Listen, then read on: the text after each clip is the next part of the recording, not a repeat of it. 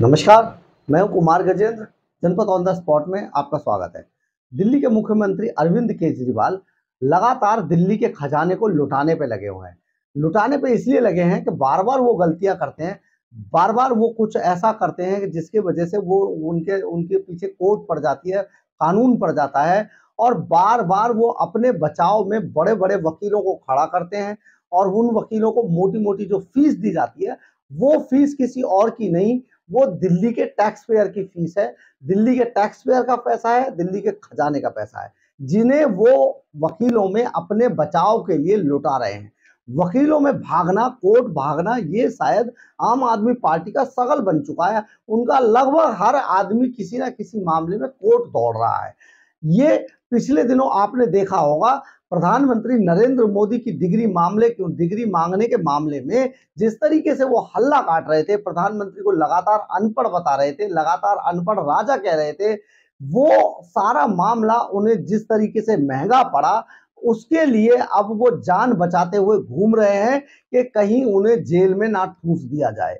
हुआ ये कि जब वो अनपढ़ होने का नाटक कर रहे थे और अनपढ़ होने का पूरा एकदम ड्रामा उन्होंने रच रखा था प्रधानमंत्री नरेंद्र मोदी को लेके, उनकी डिग्रियों पर जो सवाल उठा रहे थे, प्रधानमंत्री की डिग्री को बार बार कहने के बावजूद जब वो बार बार उस पर हर जगह पे भाषण देके मंच से चिल्ला रहे थे, तो गुजरात यूनिवर्सिटी ने उस डिग्री को पब्लिक डोमेन में ऑनलाइन कर दिया और उसे कोई भी देख सकता था। तो लेकिन इसके बावजूद जो अरविंद केजरीवाल एंड कंपनी है, वो किसी भी तरीके से ये मानने को तैयार नहीं थे, इस मुद्दे को छोड़ने को तैयार नहीं थी। इसको झूठ का एक पुलिंदा बनाकर वो लोगों के सामने, जैसे कि उनकी हमेशा से स्ट्रैटेजी रही है आम आदमी पार्टी की, इस मामले को भी वो लगातार उछाल रहे थे। इसके बाद उन्होंने जब ये पब्लिक डोमेन में डिग्री नरेंद्र मोदी की डाल दी गई और यूनिवर्सिटी ने ये ऐलान कर दिया कि कोई भी प्रधानमंत्री नरेंद्र मोदी की डिग्री को देख सकता है, इसके बावजूद भी उन्होंने गुजरात यूनिवर्सिटी पर ही सवाल उठाने शुरू कर दिए थे।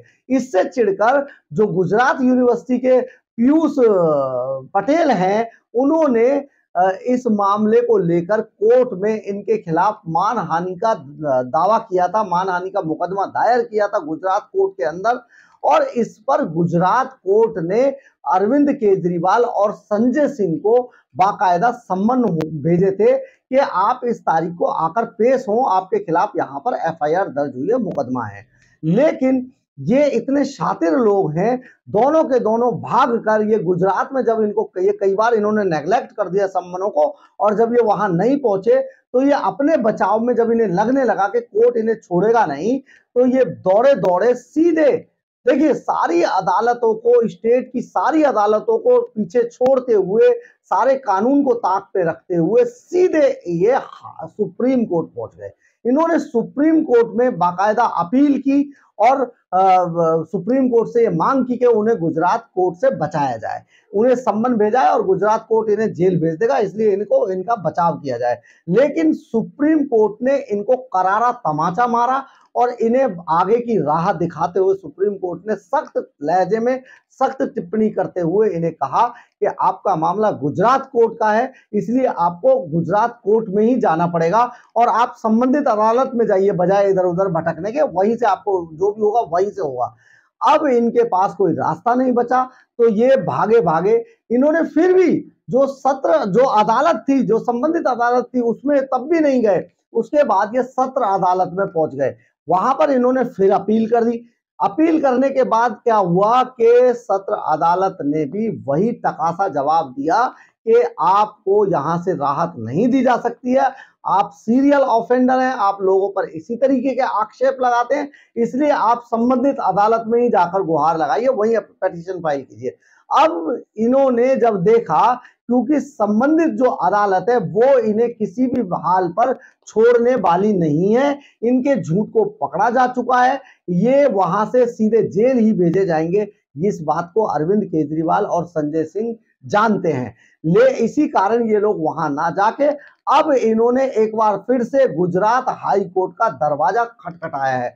गुजरात हाई कोर्ट में अब ये रहम की भीख मांग रहे हैं कि उन्हें बचा लिया जाए, उन्होंने जो भी काम किए थे उस पर रोक लगाई जाए और हम किसी भी तरीके से, क्योंकि वो मामला पॉलिटिकल था, हमें छोड़ दिया जाए। लेकिन कानून किसी भी तरीके से इन्हें बख्शने की फिराक में नहीं है। ये क्योंकि सीरियल ऑफेंडर हैं, ये लगातार इस तरीके की हरकतें करते हैं। इन्होंने कांग्रेस के खिलाफ भी इसी तरीके के एजेंडे चलाई थे। शीला दीक्षित के खिलाफ इन्होंने 200 फाइलें होने का दावा किया था, लेकिन शीला दीक्षित इतने दिन जिंदा रही, एक और चुनाव लड़ गई वो, लेकिन इन्होंने किसी भी मामले में एक FIR तक दर्ज नहीं करा पाए। ये इस टाइप के झूठे लोग हैं, ये किसी के खिलाफ भी कुछ भी बोल देते हैं। ये बीजेपी के नेता, यहाँ पर कई नेताओं से इन्होंने माफी मांगी बाद में। इसी तरीके से लगातार जो ये काम करते आए हैं, लेकिन इस बार ये अरविंद केजरीवाल और संजय सिंह बुरी तरीके से फंस गए हैं, क्योंकि गुजरात हाई कोर्ट के अंदर इनको ये मामला महंगा पड़ने वाला है और गुजरात हाई कोर्ट से भी इन्हें कोई राहत नहीं मिलने वाली है। सिर्फ ये जो दिल्ली की जनता का जो पैसा है उसको बर्बाद कर रहे हैं, उस खजाने को ये लुटा रहे हैं। वकीलों की मार्फत बड़े बड़े वकील खड़े कर रहे हैं अपने बचाव में, यानी कि पहले ये अपराध करते हैं, पहले ये ऐसे काम करते हैं जिसमें जनता को झुठलाया जा सके, और उसके बाद ये अपील करते हैं, कोर्टों में जाके बड़े बड़े वकील खड़े करते हैं और वहां पर ये रहम की भीख मांगते हैं। अब इन्होंने एक बार फिर से गुजरात हाई कोर्ट में जिस तरीके से अपील की है और जिस तरीके से बचाव की मांग कर रहे हैं, ये बेहद शर्मनाक है। अगर इतने ही सच्चे लोग हैं तो ये छाती ठोक के क्यों नहीं कहते? ये तो भगत सिंह के वंशज बताते हैं, कट्टर ईमानदार और कट्टर ना जाने क्या क्या बोलते हैं। तो ये आज क्यों नहीं छाती ठोक के कहते हमने जो बोला था नरेंद्र मोदी को अनपढ़, तो हम यहाँ खड़े हैं, अनपढ़ है वो। एक बार फिर से बोल के बताएं, एक बार फिर से अपनी बात को रखें। ये क्यों आज गुहार लगा रहे हैं, क्यों रहम की भीख मांगते घूम रहे हैं, क्यों सुप्रीम कोर्ट से लेके हाई कोर्ट से लेके सत्र अदालत तक ये दौड़ लगा रहे हैं? आखिर इन पर खर्च किए जाने वाला पैसा कहां से आता है? कौन किस तरीके का पैसा ये खर्च करते हैं, कहां से देते हैं ये रकम? दिल्ली के टैक्स पेयर का पैसा है, जिसे ये पहले अपराध करते हैं, फिर उसके बचाव के लिए उस पैसे को, दिल्ली के टैक्स पेयर के पैसे को, दिल्ली के खजाने के पैसे को, जिससे डेवलपमेंट होना चाहिए था दिल्ली की जनता के लिए, उससे काम होने चाहिए थे, उस पैसे को ये वकीलों में, अदालतों में लुटा रहे हैं। जी हाँ, जो पैसा डेवलपमेंट के काम पर खर्च किया जाना वाला था, वो खर्च ना करके अदालतों में लगाया जा रहा है।